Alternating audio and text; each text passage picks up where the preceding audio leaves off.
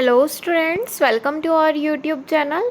आज के वीडियो में हम हाइपोपैराथायरॉयडिज्म टॉपिक जो है उसे डिस्कस करने वाले हैं। यदि आप हमारे चैनल पर नए हैं और आपने हमारा चैनल सब्सक्राइब नहीं किया है तो प्लीज़ रेड बटन पर क्लिक कर लीजिए और हमारा चैनल सब्सक्राइब कर लीजिए। आपको हमारे चैनल पर मेडिकल सर्जिकल नर्सिंग के इंपॉर्टेंट टॉपिक पर वीडियोज़ देखने को मिलते रहेंगे। चलिए तो हम टॉपिक डिस्कस कर लेते हैं। जैसे कि आप लोग देख सकते हैं, जो हाइपोपैराथायरॉयडिज्म है ये ऐसी कंडीशन होती है पैराथायरॉयड हार्मोन के द्वारा जो हार्मोन सिक्रीट होता है पीटीएच पैराथ हार्मोन, उसका सिक्रीशन जो है वो कम हो जाता है, जिसकी वजह से ये कंडीशन अराइज होती है। Hypoparathyroidism is a disease of parathyroid gland. There is hypoproduction और सिक्रीशन ऑफ पैराथायरॉयड हार्मोन, या जिसे पैराथ हार्मोन भी कहा जाता है। यहाँ पर कॉजेज़ देख लेते हैं, किन कारणों की वजह से ये कंडीशन अराइज होती है। तो यहाँ पर आप कुछ एटियोलॉजी हैं ये देख सकते हैं, जैसे कि agenesis of the parathyroid gland. Parathyroid जो ग्लैंड है वो एट बर्थ ही उसका क्या हो, एजेनेसिस हो गया हो, अच्छे से बनी ना हो कंप्लीट, तो उसकी वजह से भी हो सकता है। रेडिएशन के एक्सपोजर में आने से भी जो ग्लैंड है वो डैमेज हो जाती है। तो यदि जो पेशेंट है वो रेडिएशन के एक्सपोजर में पेशेंट आया हो तो उसके कारण भी हो सकता है। ऑटो इम्यून डिस्ट्रिक्शन मतलब ऑटो इम्यून डिसीज़ के कारण भी ये कंडीशन अराइज हो सकती है, जिसमें हमारी ही बॉडी की इम्यून सेल्स जो होती हैं एंटीबॉडी, वो हमारे बॉडी के इम्यून सिस्टम को इफ़ेक्ट करने लगती हैं। उसके बाद iatrogenic मतलब कि हो सकता है पर्टिकुलर कोई यदि कारण ना पता हो तो उस कंडीशन में हम उसे iatrogenic भी कहते हैं। पोस्ट थायराइडेक्टॉमी की कंडीशन में हो सकता है। पोस्ट थायराइडेक्टॉमी मतलब कि थायराइड ग्लैंड को कट करके रिमूव कर दिया हो, जिसके कारण हाइपोपैराथायरॉयडिज्म की कंडीशन अराइज हो रही हो।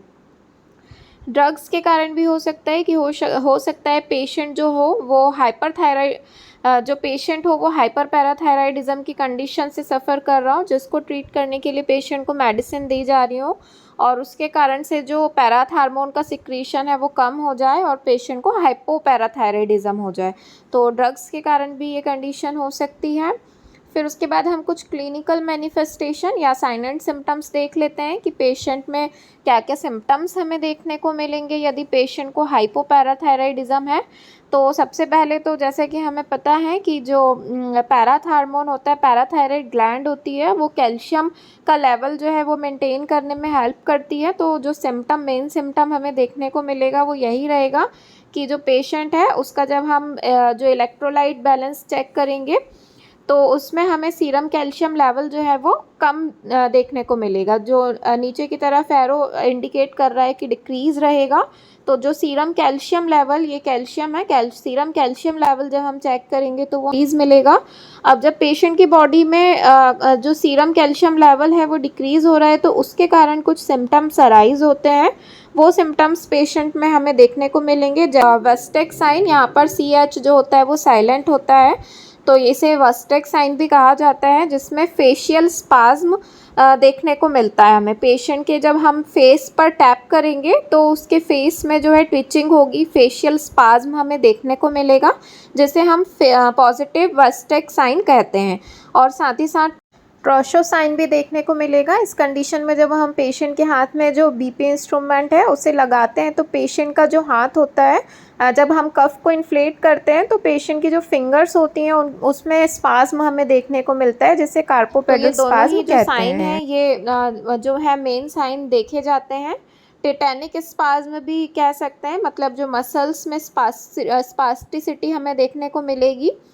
और इसका जो एक मतलब कॉम्प्लिकेशन बोल सकते हैं या सीवियर कंडीशन बोल सकते हैं वो होगी लैरेंजियल स्पाज्म, क्योंकि सीरम कैल्शियम लेवल कम होने की वजह से जो मसल्स हैं वो क्या हो रही हैं, उनमें स्पास्टिसिटी देखने को मिल रही है।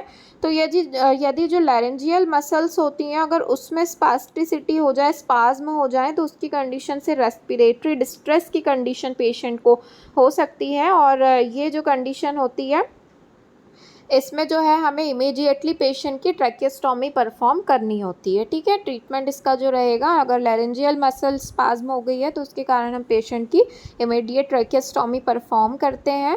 और यहाँ पर जो है risk of hypocalcemic convulsion, patient को जो है हाइपोकैल्सीमिया होने की वजह से कन्वल्शन आ सकते हैं और मसल्स में स्पाज्म हमें देखने को मिलेगा। तो ये सभी सिम्टम्स पेशेंट में हमें देखने को मिल सकते हैं यदि पेशेंट हाइपोपैराथायरॉयडिज्म से सफ़र कर रहा है। डायग्नोस्टिक एवेल्यूएशन, क्या क्या टेस्ट हम परफॉर्म करवा सकते हैं, तो first one is history collection and physical examination. हम पेशेंट की हिस्ट्री लेंगे एंड फिज़िकल एग्जामिनेशन परफॉर्म करेंगे। जैसा हमने देखा, जो साइन देखे थे जिसमें हम जैसे हमने वस्टेक साइन में पेशेंट के फेस पर टैप करके देखा था कि फेशियल जो है स्पाज्म हो रहा है या नहीं, उस तरीके से हम फिज़िकल एग्जामिनेशन करके जो साइन है उन्हें आइडेंटिफाई करेंगे। और कुछ जो इलेक्ट्रोलाइट बैलेंस के लिए हम चेक कराएंगे, जो ब्लड इलेक्ट्रोलाइट बैलेंस हम चेक करें, जो सीरम पीटीएच लेवल है वो डिक्रीज़ हमें मिलेगा, जिसके कारण सीरम कैल्शियम लेवल जो है वो भी क्या हो जाएगा, कम हो जाएगा। अगर पैराथार्मोन जो है वो कम हो रहा है तो उसके कारण जो कैल्शियम का लेवल रहेगा ब्लड में वो भी कम हो जाएगा। और जो अगर हमारे ब्लड में कैल्शियम का लेवल कम होता है तो हमारे बॉडी में जो मैग्नीशियम और फास्फोरस का लेवल होता है वो क्या होता है, बढ़ जाता है। ये इसके अपोजिट वर्क करता है। तो यदि कैल्शियम का लेवल कम हो रहा है तो इसलिए हम पेशेंट का जो मैग्नीशियम और फास्फोरस का जो लेवल है वो भी चेक कराएंगे, तो ये दोनों ही हमें बढ़े हुए मिलेंगे। उसके बाद हम ईसीजी टेस्ट भी परफॉर्म करवा सकते हैं। पेशेंट का ईसीजी करवाना है क्योंकि पेशेंट को हाइपोकैल्सीमिया की कंडीशन हो रही है और जो कैल्शियम है वो एक मेन इलेक्ट्रोलाइट है हमारे जो ब्लड में। अगर उसकी डेफिशिएंसी हो रही है तो उससे रिलेटेड हमें बहुत सारे जो हैं डिसफंक्शन देखने को मिल सकते हैं। हार्ट से रिलेटेड भी सिम्टम्स हमें देखने को मिल सकते हैं। तो इसलिए पेशेंट की ईसीजी हमें परफॉर्म करवाना है। उसके बाद ट्रीटमेंट हम क्या देंगे, तो ट्रीटमेंट में जैसा कि हमने देखा कि पेशेंट को हाइपोकैल्सीमिया हो रहा है इस कंडीशन में, तो हम पेशेंट को कैल्शियम रिप्लेसमेंट थेरेपी देंगे, जिसमें जो है हमें पेशेंट को कैल्शियम सप्लीमेंट देना है। तो कैल्शियम सप्लीमेंट में हम पेशेंट को आईवी कैल्शियम देंगे। 10% कैल्शियम का जो है यहाँ पर 10 ml का एम्पूल आता है, जो कि 10 मिनट के अंदर अंदर हमें इसे देना होता है। तो कैल्शियम रिप्लेसमेंट थेरेपी हमें देनी है। और अगर ओरल सप्लीमेंट हम दे रहे हैं तो ओरल सप्लीमेंट में हम calcium carbonate and calcium sulphate, ये दोनों ही मेडिकेशन जो है प्रिस्क्राइब की जाती हैं पेशेंट को। उसके बाद इंजेक्शन हम जो है पीटीएच का जो इंजेक्शन है, पैराथार्मोन के लिए इंजेक्शन भी जो है वो लगवाए जाते हैं पेशेंट को बोनमैक्स करके और टेरियोस करके, टेरीपैराटाइट करके जो इंजेक्शन है ये मार्केट में अवेलेबल होते हैं, जो कि इसके ट्रीटमेंट के लिए पेशेंट को दिए जाते हैं। तो आज के वीडियो में हमने हाइपोपैराथायरॉयडिज्म टॉपिक डिस्कस किया है। यदि आपको वीडियो पसंद आया हो तो प्लीज़ वीडियो को लाइक कर दीजिए। Thank you.